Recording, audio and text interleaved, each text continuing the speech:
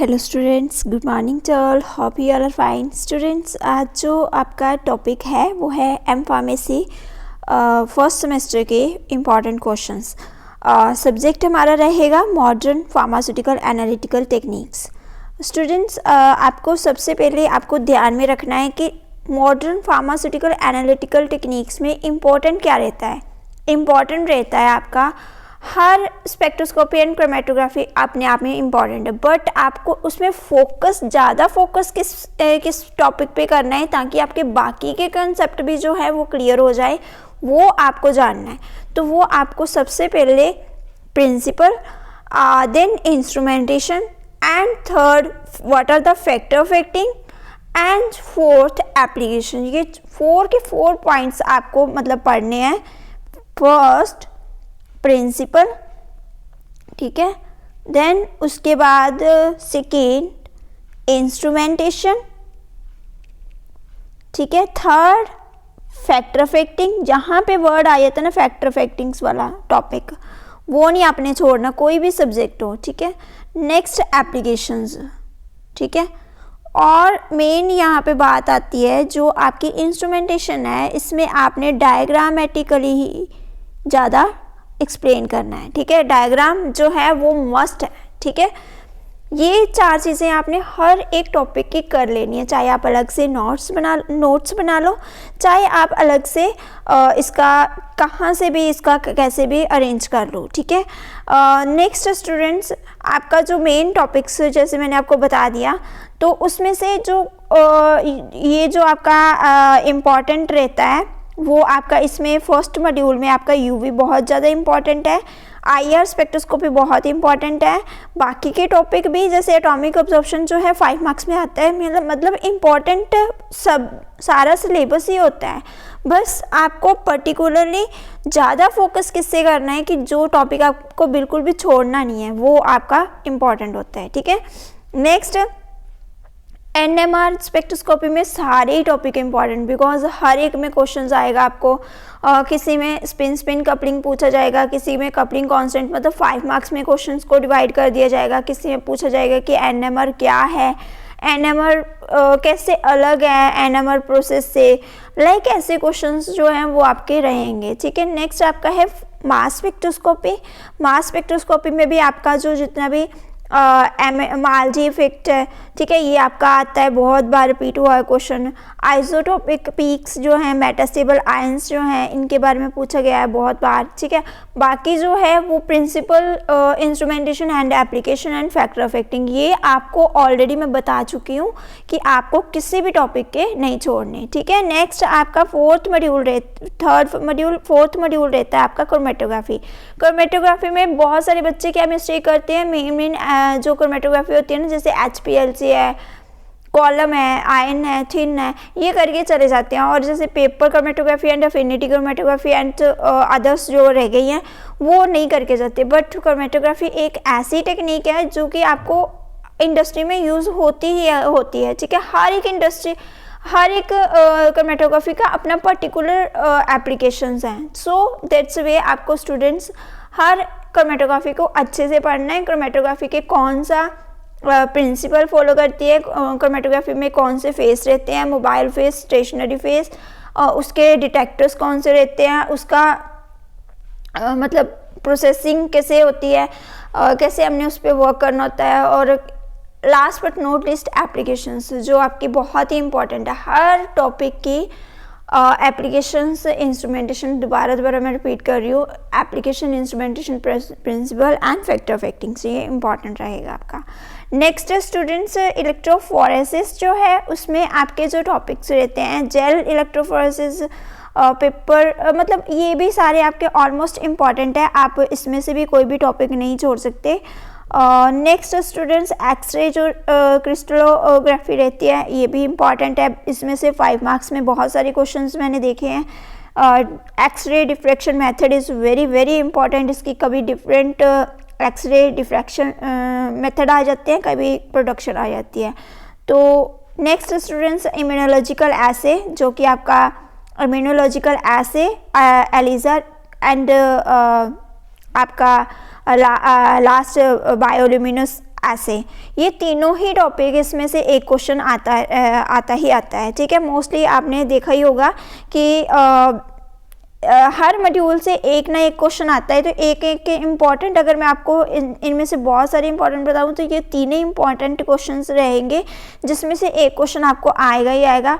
आप बोलोगे मैम आपने सारा इंपॉर्टेंट बोला है, तो पीटीयू में ऐसा नहीं है कि आपको लास्ट टाइम क्वेश्चन आया और दोबारा रिपीट होके वही क्वेश्चन आएगा, ऐसा बिल्कुल नहीं है। बस इम्पॉर्टेंट क्वेश्चंस का मतलब होता है कि आपको कौन से क्वेश्चंस पे ज़्यादा फोकस देना है, ठीक है, मतलब ताकि आप उसको छोड़ ना जाओ और वो आपके एग्ज़ाम में आ गया तो आप उसको अटैम्प्ट कर लो, ठीक है। नेक्स्ट स्टूडेंट्स, नेक्स्ट हमारा रहेगा क्वेश्चंस, जो कि मैं आपको बताने जा रही हूँ कि क्वेश्चंस जो रहेंगे आपके मॉडर्न फार्मास्यूटिकल एनालिटिकल टेक्निक्स में से जो क्वेश्चंस हैं, साथ साथ में स्टूडेंट्स स्क्रीनशॉट लेते जाना। स्क्रीनशॉट लेते टाइम पे अपनी स्क्रीन को थोड़ा बड़ा कर लेना ताकि आपको अच्छे से क्लियरली आ जाए। अगर आपका सपोज मान लो कि आपको ब्लर वीडियो आती है, तो आप थोड़ा बैकवर्ड करके ना, मतलब वीडियो को, फिर आप उसको करना, देखना, फिर आपका ठीक हो जाएगा, ठीक है। Next students, M pharmacy pharmacology subject जो है उसमें इम्पॉर्टेंट, बट आपका सब्जेक्ट जो है मॉडर्न फार्मास्यूटिकल एनालिटिकल टेक्निक्स हर एक में है।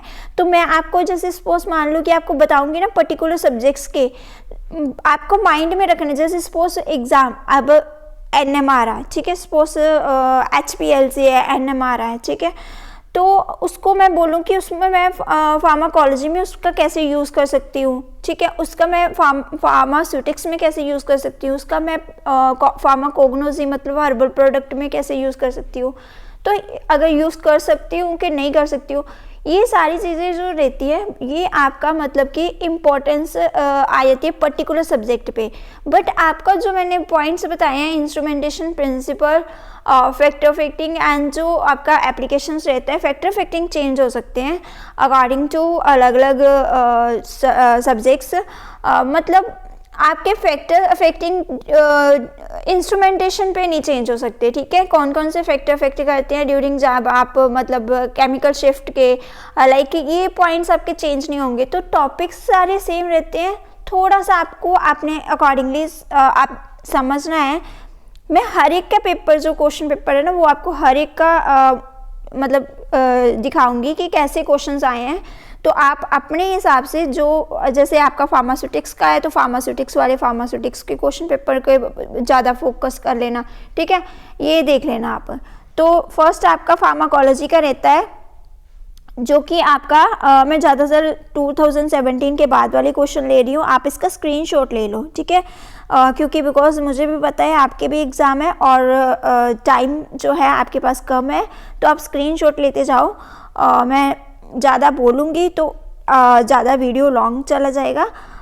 एक बात यहाँ से मैं साथ साथ में थोड़ी थोड़ी प्लस पॉइंट्स आपको बताती जाऊँगी कि जैसे सपोज मान लो ultra high performance liquid chromatography है, ये बहुत ज़्यादा क्वेश्चन आया है, हम ज़्यादा फोकस HPLC पे कर लेते हैं। अब ultra high liquid performance HPLC जो है, अल्ट्रा हाई HPLC, वो स्टूडेंट्स कहते हैं कि कंफ्यूज हो जाते हैं, तो मतलब उस पर आपने नहीं करना। ये स्टूडेंट्स मॉडर्न फार्मास्यूटिक्स है, इसको छोड़ दो आप। हमने सिर्फ आज बात करनी है मॉडर्न फार्मास्यूटिकल एनालिटिकल टेक्निक्स, आज नहीं इस वीडियो में, ठीक है, बाकी वीडियोस में मैं लेके आ रही हूँ। इसमें जो है आपका ये इम्पॉर्टेंट क्वेश्चंस रहेंगे, स्क्रीनशॉट ले लीजिए इसका। नेक्स्ट आपके ये क्वेश्चंस जो हैं वो इम्पॉर्टेंट रहेंगे।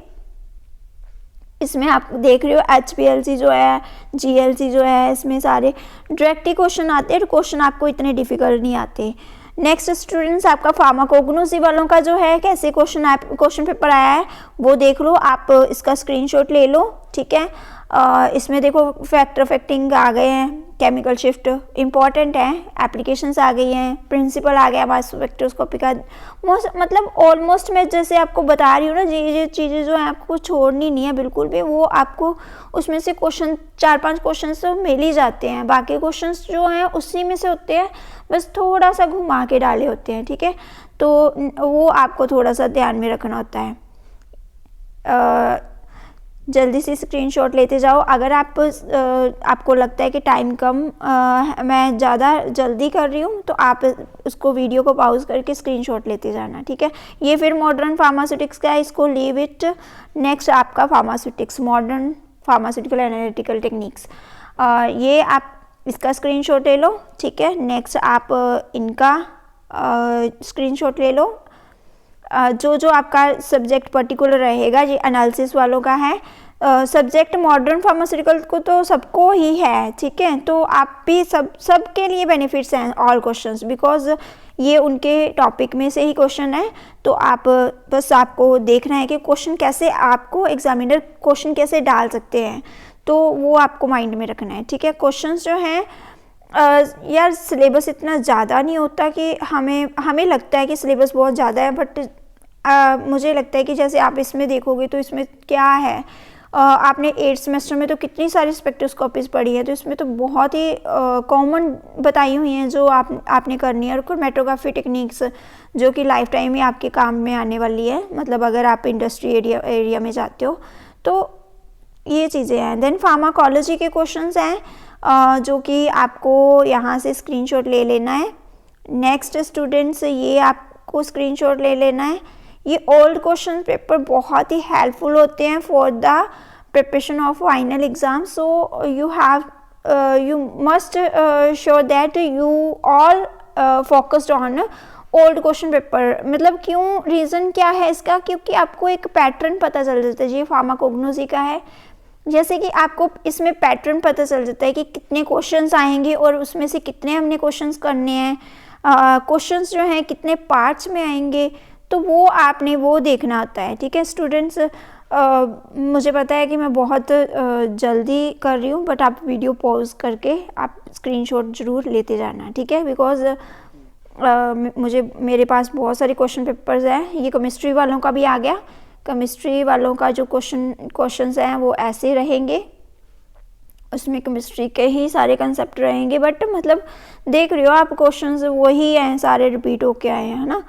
मतलब वही जो मैं क्वेश्चंस बोल रही हूँ, बस माल्टी इफेक्ट एप्लीकेशंस, ये सारे क्वेश्चंस आप किसी भी सब्जेक्ट में ले लो तो हर एक में क्वेश्चंस आ सकते हैं। तो ये बाकी आपका यही रहेगा। नेक्स्ट आपका बस क्वेश्चंस, मतलब आपको ना समझना होता है, कंसेप्ट समझना होता है। जैसे कि सपोज मान लो कि कोई एप्लीकेशंस आप पढ़ रहे हो, एक्सरे एप्लीकेशन एक्सरे की, है ना, डिफ्रैक्शन की, तो पर्टिकुलरली उसका रहता है कि उसमें क्या, किस फील्ड में उसका क्या स्कोप है ना, वो चीज़ें आपको अच्छे से पढ़नी है ज़्यादा। नेक्स्ट ये आपका रहता है फार्मास्यूटिक्स का। फार्मास्यूटिक्स के क्वेश्चंस जो है वो आपके ये वाले ऐसे क्वेश्चंस आएंगे सीधे डायरेक्टली 15 मार्क्स के क्वेश्चंस हैं। बहुत ही सही पेपर डाला है जिसने भी डाला है, बिकॉज इसमें कुछ भी बच्चा पढ़ के जाए ना अच्छे से अटैम्प्ट कर लेगा। बट फोकस आप करते हो ना कि मेन, ये देखो ये टॉपिक आपने मोस्टली आपने सोचा होगा कि नहीं छोड़ दो इसको, बट नहीं, क्वेश्चंस जो है इन्हीं में से आते हैं, ये आपका नहीं है सिलेबस में। नेक्स्ट ये भी आपका मॉडर्न का भी हम अभी नहीं बात कर रहे, मॉडर्न की अलग से वीडियो में बना दूंगी। ये modern pharmaceutics and modern pharmaceutical analytical techniques, ये अलग अलग हैं, ठीक है, ये कंफ्यूज नहीं होना। तो मैं आपको आज जो video modern pharmaceutical analytical techniques की ही क्वेश्चंस बता रही हूँ, ठीक है।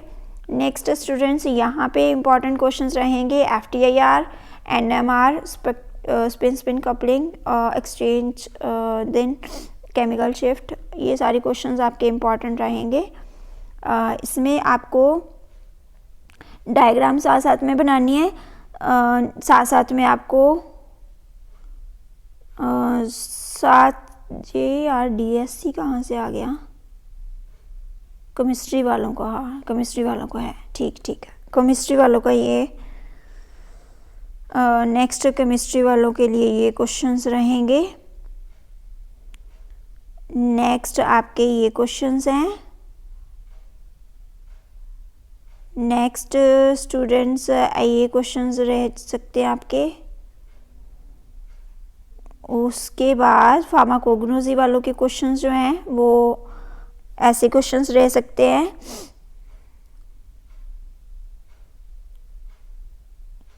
तो ये था लास्ट टॉपिक जो फार्माकोग्नोसी का है, इसमें से क्वेश्चंस ऐसे आ सकते हैं, ठीक है। तो स्टूडेंट्स अपने सिलेबस के अकॉर्डिंगली आपने देख लिया होगा कि अपने सिलेबस के अकॉर्डिंगली अपने क्वेश्चंस करने हैं। स्टूडेंट्स अगर आपको कोई भी आपको क्वेश्चंस को लेके कोई भी आपका डाउट है तो आप कमेंट्स में मेंशन कर देना। स्टूडेंट्स वीडियो को लाइक शेयर ज़रूर कर दिया करो। एजुकेशनल वीडियोस को लाइक एंड शेयर बहुत ही कम मिलते हैं। It's also hard work, so all the best to all students for your hard work also, and keep shining and keep studying. Okay, all the best.